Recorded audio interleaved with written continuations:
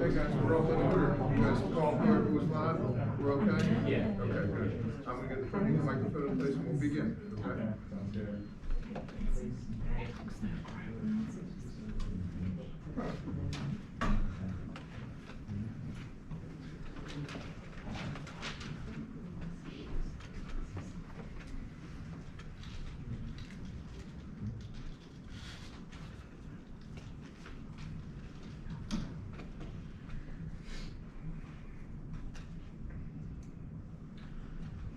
Okay, folks, I'd like to thank everybody for being here today. We're going to be beginning the service in just a moment. So at this time, I'll ask anybody with a portable device or cell phone to please make sure it's off or silenced for us. Thank you. We're going to be beginning the service with a special song.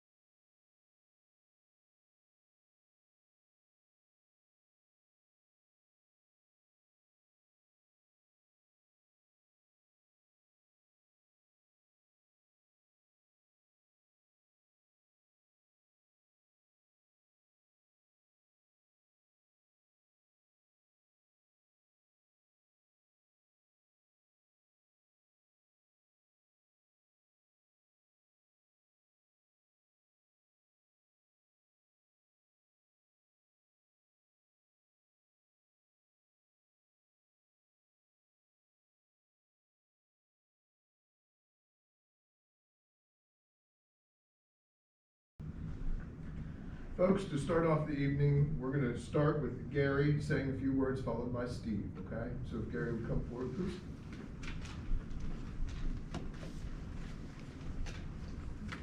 My name is Gary Kanzer, and I want to read a few things about Ian. I came to WVU in 1983, about the same time Ian came here. Our research was complementary, and so we started working together almost from the start. Ian was so easy to work with, and we quickly became friends. His office was about 30 feet away. We talked every day and often. Ian was a great storyteller. I recall he spent some time in Spain. I think it was on sabbatical. He would pretend to be some of the more animated persons he had met in Spain as he told the story, and it was very funny. Over the years, he spoke often of the moon landing, all the details associated with it. He talked often of soccer and coaching teams his boys Gordon and Stuart were on. And of course, he loved to talk math department politics. He also hated spending time on worthless reports he was required to do because some of the positions he had in the department. And I think Ian is smiling right now. I spoke with Ian nearly every day of the semester and frequently during the summer for over 35 years, not to mention the many times we got together with our families. I realized that besides my wife, and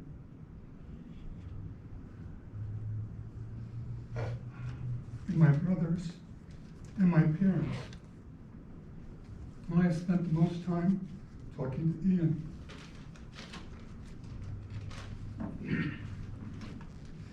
Ian retired 1 or 2 years before I did, and so eventually there was a time about 4 months or so when I had not met Ian. I think it was Steve Kane that organized that we would meet at trivia night. Me and my wife Jean, Steve and Vicki Kane, and Ian Elaine. Ian was telling stories as usual. It was good to see him again. I seem to remember we almost won that contest.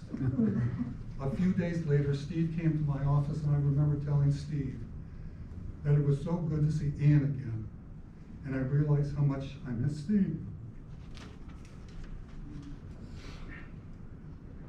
I do have Ian's famous blackboard hanging in my living room to remind me of Ian. He will be missed.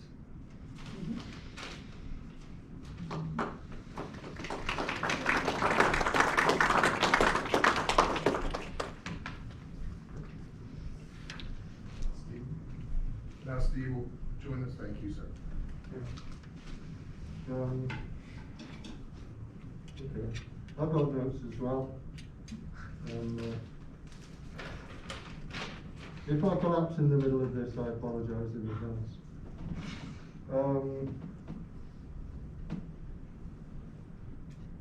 Ian Christie, I counted him as a really good friend and as a great mentor. He had a considerable influence on me from the very first year that I first met him. His was the first graduate course I took when I came to WVU in 2004, I think. He was helping me ever since. I remember the only time I was ever able to help Ian with math was during that first semester when I went in to his office pleading for help with descritization or some horrible thing he was taunting us with at the time. And he was sat there looking perplexed, looking at his office, certainly relative to, dare I say, Gary's or perhaps even Harvey's, was a model of rectitude and proper. Everything was in its place.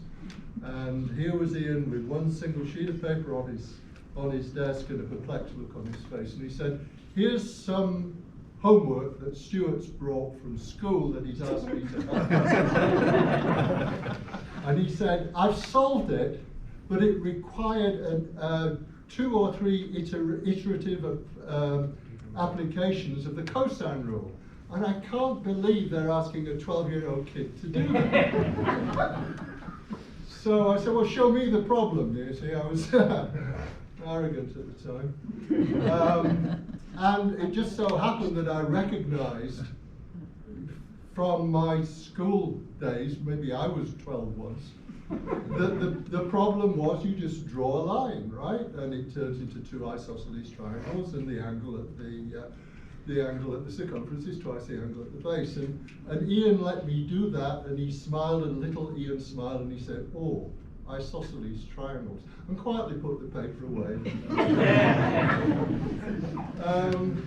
Of course, no good deed goes unpunished. So later on that week, evidently, Mike Mays was trawling around as he usually does, or usually did, towards the end of the spring semester, looking for people to help with the ARML exercise. And if I'm not going to go into what that is, but it's basically a national competition for school, national math competition for school kids. And Mike used to organise for a bunch of school kids who were on the WVU team, who were on the West Virginia team representing the state. They'd come to WVU for a few days, and they'd have the benefit of WVU professors talking to them. So Mike really needed somebody to do the geometry bit. So he went into Ian and said, evidently, this is according to Ian, I've never verified this with Mike, but he went in and said, okay, Ian, you're doing the geometry bit this year. And Ian said, no, I'm not. I hate geometry. Yeah? But I have a suggestion. And guess where the little Scottish finger pointed? So then I had 2 weeks to realize that questions that are set in this ARML competition are really, really, really hard. And I spent 2 weeks making my life and Vicky's life absolutely miserable trying to get up to speed. But I taught it and I loved it. Yeah? And I told Ian that, you know, through clenched teeth. And my reward for that was, he said, oh, well, I've got this guy, Gary Ganser, who's about to embark on this really important 155 for engineering exercise. I think you'd fit in there really well. And so I got introduced to Gary, and the rest is history. That next semester was miserable for me. Yeah, I hadn't done any math basically since I don't know, maybe 1 year into my undergraduate in 1971. So this was, what, 35 years later? And here I was on a master's course. I was taking real analysis with Sherman. And I can't remember, everything else is a blur, right? I remember that because that, you know, I found that really difficult. And so I'd go into Ian's office and I'd whine. Oh my God, I'm in this course with geniuses like Tim Gladser and Matt Schrader, and they're all so freaking, and they are really clever, and here am I struggling away. And Ian would listen, as Ian would, and then he'd cluck, as Ian would, and then he'd pat me on the head and say, oh well, go on, get on with it. Yeah. Where am I now? I'm never about halfway through, right? Right. Eventually I did complete my master's, thank you Harvey, and started teaching the higher calculus courses. And a bit of an in-story here, I guess. The course coordinator at the time had some fairly idiosyncratic views as to what Calc 4 was about. And they didn't really line up with basically anybody else's. So I needed help from somebody. So I asked Ian, and he said, oh sure. And so for an hour a week, Ian would hold court with myself and Christie, who was in the same position I was, and another instructor. And he would basically guide us so we could do our lesson planning. He was wonderful. He knew exactly what needed to be taught in each lesson. He knew exactly what problems the students would have in understanding that, and he knew exactly what should be done to overcome those problems. And that gave me tremendous confidence to teach what was actually, for me then, a pretty daunting course. For those of you who have taught, you know that the confidence is at least 50% of the battle in that battleground, and Ian, as he always did, provided that. 5 years ago, I had a medical emergency. It was right at the end of finals week, and I'd been teaching in that semester. I taught, I can't remember what else, but I believe I taught a couple of 156 courses. And the exams fell late in the week, and when I went in and they were busily sticking tubes into me and drugs into me, I knew in my kind of out of it state that I had a rubric, that I had a pile of I don't know, 100 or so papers that needed grading, and I had Valerie Lessinger on my neck to get the grades in time. So as I was drifting in and out of my morbid state, I can remember saying to Vicky, "Ian Christie," and she gathered up all this material, went round to Ian and said, "Can you help?" And of course, within 5 or 6 hours, the job was done.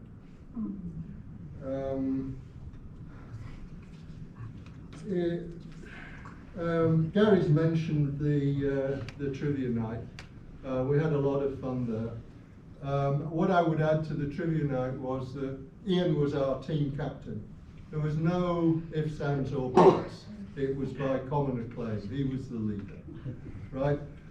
There were 3 reasons for this. Yeah. First of all, he took it seriously. He took most of it seriously. The second was, and I think Gary's mentioned this as well, he was an absolute expert on sci-fi, right?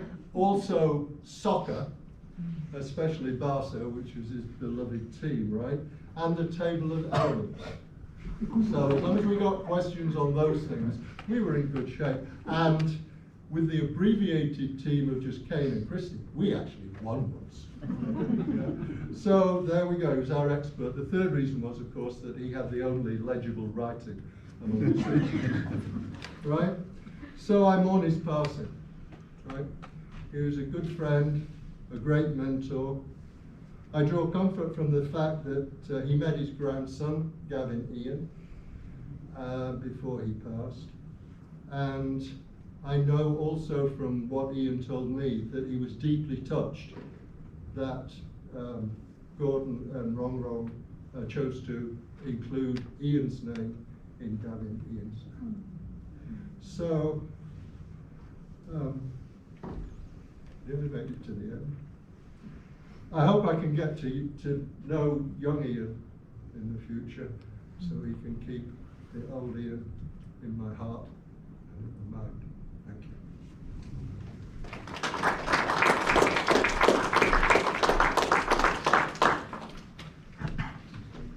At this point, we're going to hear a special recording from the family, and then we're going to follow that up with another special song.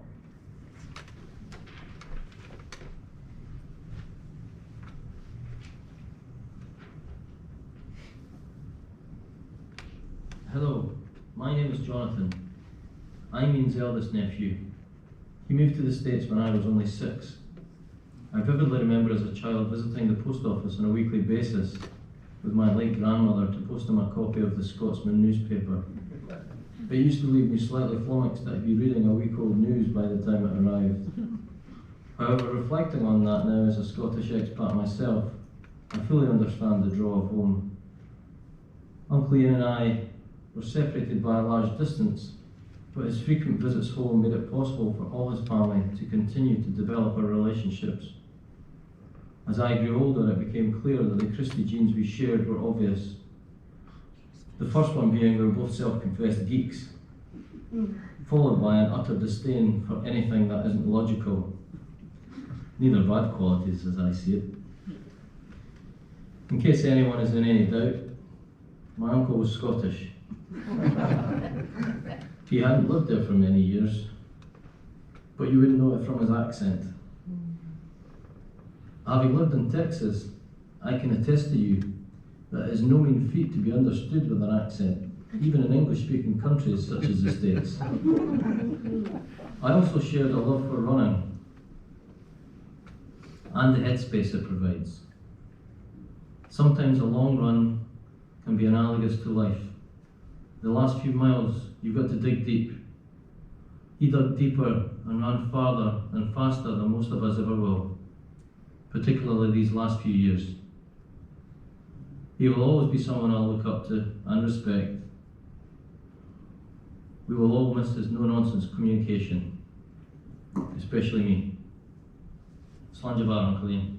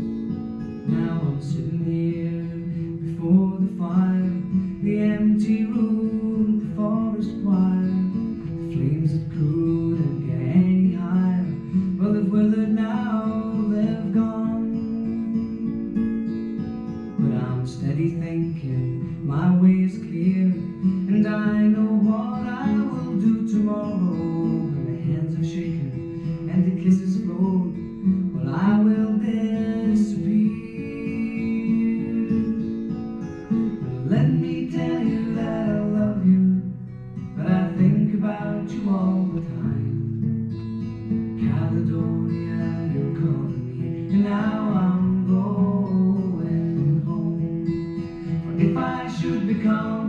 stranger, know that it would make me more than sad. Capadonia's been everything I've ever had.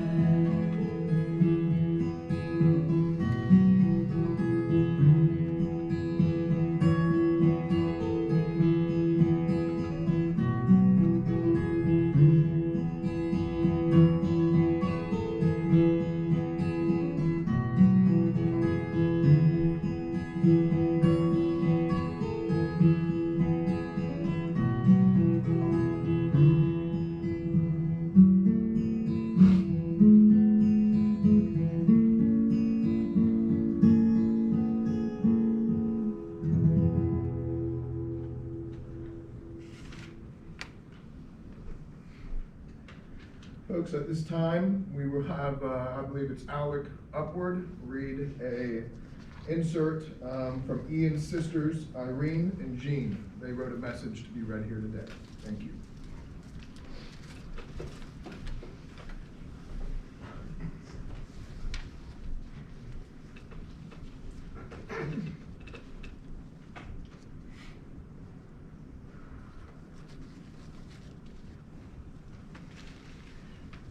These are two messages. The first is from Jean and it comes in two parts. The first part is a short poem. It's sent to my beloved brother, Ian. It's called Not How Did He Die, but How Did He Live? And the author is anonymous. Not how did he die, but how did he live? Not what did he gain, but what did he give? These are the units to measure the worth of a man as a man, regardless of birth. Not what was his church, nor what was his creed, but had he befriended those really in need? Was he ever ready with word of good cheer to bring back a smile, to banish a tear? Not what did the sketch in the newspaper say, but how many were sorry when he passed away. And the second part is a message, I guess, to all of us really, from Jean.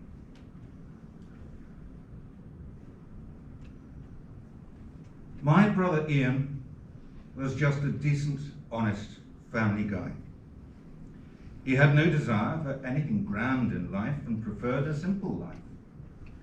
His main aim was to provide well for his family and to educate his two sons. Ian and I enjoyed a very close relationship, and even more so over the last 25 to 30 years, when it became easier to communicate via email, and more recently, a quick text on WhatsApp.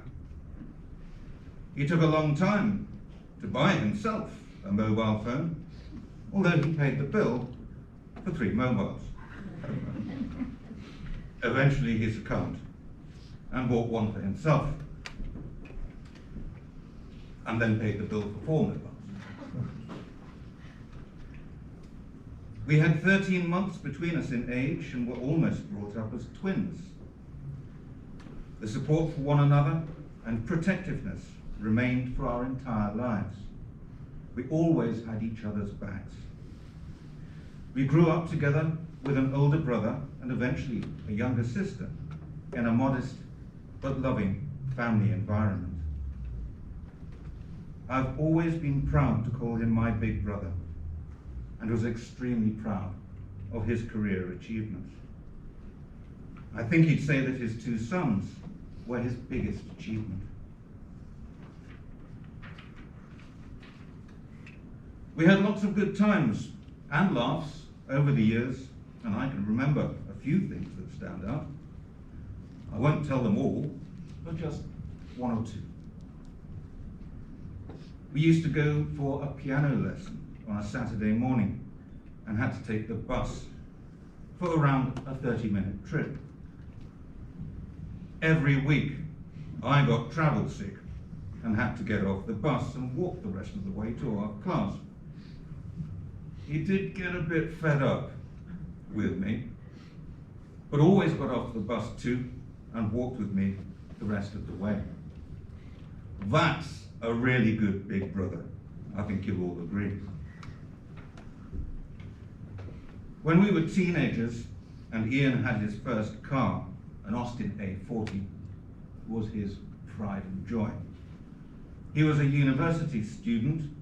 It was a big deal.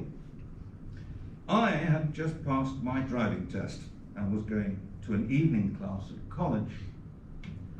I asked if I could borrow his car instead of taking the bus. He reluctantly said, yes, but be careful. I said, of course. I came back home and knocked on his bedroom door where he was studying and said, Ian, I'm so sorry. I was coming out of the car park and misjudged the distance and drove into a stone pillar. I've smashed the headlamp and ripped the trim running along the side of your car. He rolled his eyes and sighed.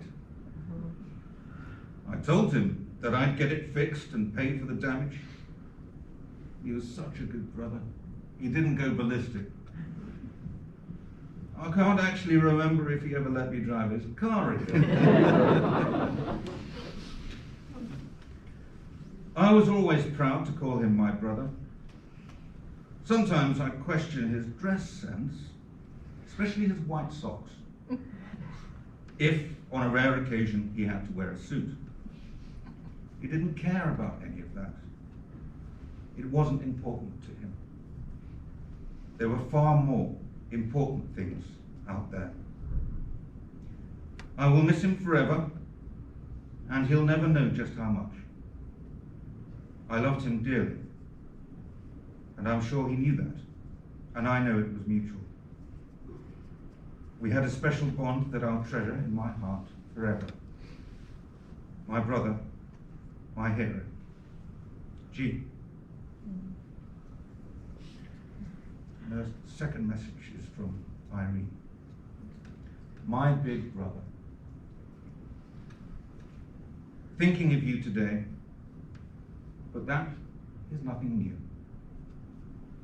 I thought about you yesterday, and will tomorrow too. I'm completely devastated and heartbroken to lose my special big brother, Ian. I'll love and miss you forever and ever. Never lose your wit, as we all had so many memories and laughter with you. And she signs, your wee sister, Irene.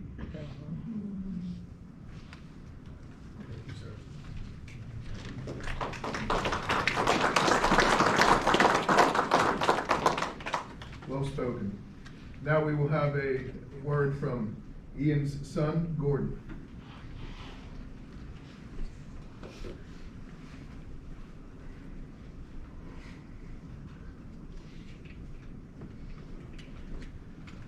All right, I'll try to make it through this without crying.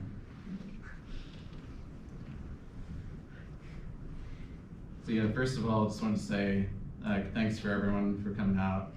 It really means a lot to the family, and just for all the well wishes and support we've got since my dad passed. Just being there for us has been overwhelming, and we're really grateful to have you as friends and family. So my dad was from Edinburgh, Scotland, and being Scottish was a really big part of who he was and how I remember him, my brother remembers him. And he moved here in the 1980s to West Virginia and started a life here. And whenever I tell my coworkers or my friends about my dad's journey, they're all shocked that he came here from Edinburgh to West Virginia before the internet, before smartphones or anything, and was just kind of like winging it, you know? And yeah, I mean, he loved his life here, and he took us back to Scotland. My mom and my dad took us back to Scotland every year for about a month every summer, and we got a chance just to learn about his life. And the things and meet her extended family and so on. And yeah, it was always interesting to have our family. We were really confusing to a lot of people, I'm sure, because my brother and I had American accents and my parents had Scottish accents. And we always like to imagine the reverse scenario, like two West Virginians with Southern accents raising kids out in Scotland, bringing them back every summer, and the confusion that would cause. But that was basically us over there, and we were confusing, I'm sure, but we loved it. And there was more confusion because my dad started to lose track of the day-to-day things and how life worked there. So we'd go over there every summer, and there'd be things he wasn't aware of, and it would cause confusion for the people there, I'm sure. And one example of that was when he went to mail a letter one time. He wasn't sure about the specifics of it, and I can't remember what it was about it, but he said to this random passerby, he asked for help with how to post it, and this was in Edinburgh, and this guy with an American accent said, "Sorry, I'm not from here, I have no idea." And my dad said, "Oh, where are you from in the US?" And he said, "West Virginia."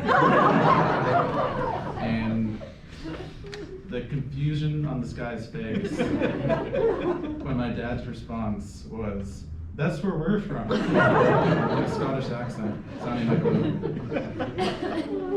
But yeah, we moved away from Morgantown, and my brother and I live in DC now. And we really just became good friends with him, you know? And remember him as being a good dad. That's how we remember him. And he would drive us to all our soccer games. He would coach our teams. And later on, when my brother was doing travel soccer and going to these chess tournaments in all different parts of the States, he'd drive them for hours one way and spend the whole day there. And that's just what he enjoyed doing, just spending time with us. And I even learned something about him recently. When I was in high school, I started to play tennis casually. And I asked my parents not to come because I said that I didn't want them getting in my head, you know? And I wasn't very good either. And I never saw them there. They never showed up. And it was after my dad passed, I learned that he was actually there. He turned up to the matches. And he just parked far away and watched from the car. And after, he would get in the car and he'd drive off. So I didn't see him. But I appreciated it, and he took it to the grave with him, that secret. Yeah. So we knew about my dad's health in recent years. Yeah, we knew this day was coming, and we had all the conversations that we would have regretted not having had he passed suddenly. And so we had no regrets in the last moments, and there's nothing else to say than that we loved him. And near the end, you know, he was really unclear. He wasn't making a lot of sense, and yeah, we couldn't get much out of him, but he had these few moments where he was really clear, and he snapped back to the dad we remember. And one of the last moments like that was with my brother, and he said that, you know, Stuart, you shouldn't worry about me, because you guys already gave me the best life I could have asked for. And then he went to sleep the next day.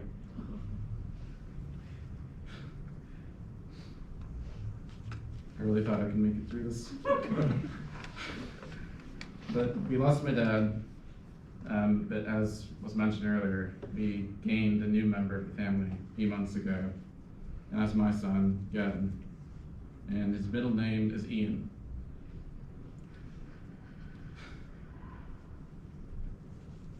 And he met my dad, and that was good, but he won't remember. And I just hope that Gavin has a lot of the same qualities that I remember about my dad. All right, and that's enough sadness for today. We're gonna go over and do what my dad would have wanted us to do now, and that's try to have a good time and laugh. And we're gonna go over to the Hotel Morgan, and there'll be some hors d'oeuvres and drinks, and we'll try to have a good time and not have any more of the sadness today. So I want to thank everyone again that came here today and all the support we've gotten. And I want to thank all the people that tuned in remotely as well, especially our family in Scotland, or from Scotland in the UK. They're all over now. So yeah, thank you.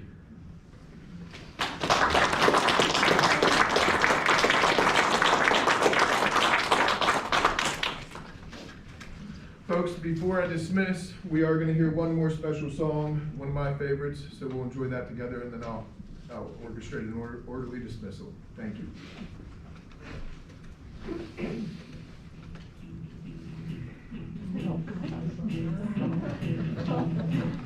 When I wake up, well, I know I'm gonna be the man who wakes up next to you.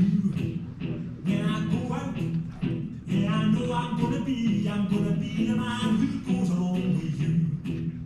If I get drunk, well, I know I'm gonna be the man who gets drunk next to you. And if I heaver, yeah, I know I'm gonna be the man who's heavering to you. But I would walk 500 miles and I would walk 500 more to be the man who walks 1,000 miles to fall down that shit door. But I'm walking, 'cause I know I'm gonna be the man who's working hard for you. And the money comes in for the work I do, I'll pass almost every penny on to you. When I come home, I know I'm gonna be the man who comes back home to you. And if I go, well, I know I'm gonna be the man who's going over you. But I would walk 500 miles and I would walk 500 more to be the man who walks 1,000 miles to fall down that shit door.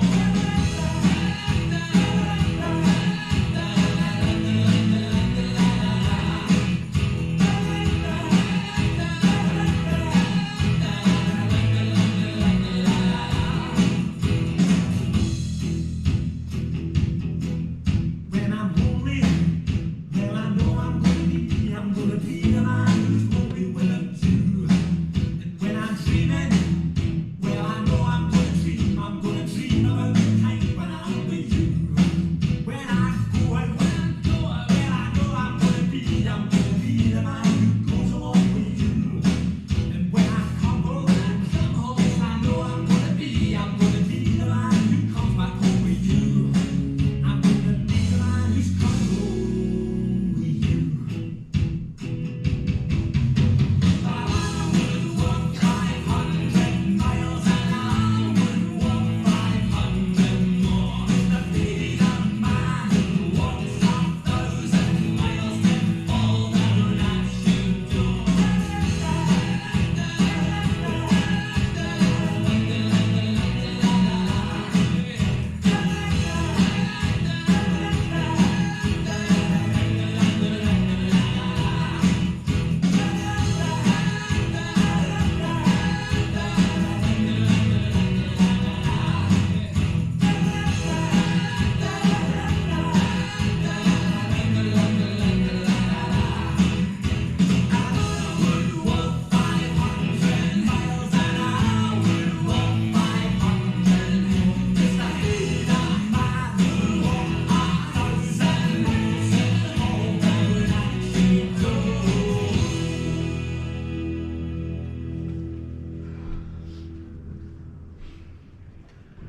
Folks, I just want to leave you with a personal message. I see a lot of services, and this is what makes it special. It's one thing to hear a preacher stand up here and say words, but when you get to hear personal stories from the people involved in his life and the love, it is really special. And it made me feel like I got to know a little bit about Ian. So thank you for letting me be part of it. And thank you all for sharing, your stories and your love. And let's, as Gordon said, continue over the Hotel Morgan. If you're able to join the family, we'll continue the celebration over there with some food and fellowship. So please make it if you can. Thank you all for being here.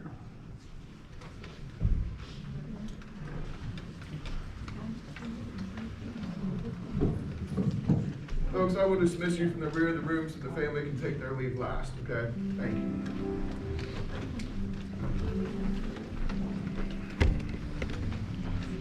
Folks.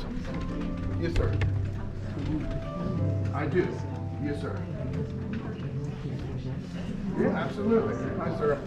If you'd like to come right over here. If you'd like the folks exit out here. Yes, sir. Okay. Okay. Yes, I do. Yeah. Tomorrow, yeah. You want to play that now? Well, I'm going to see if I can. Yeah, that's a good song. That's a good idea. Okay, I appreciate that. I'll see if I can get it on. That's a good idea. Thank you. Yes, cars are welcome to stay here. It's intended so everybody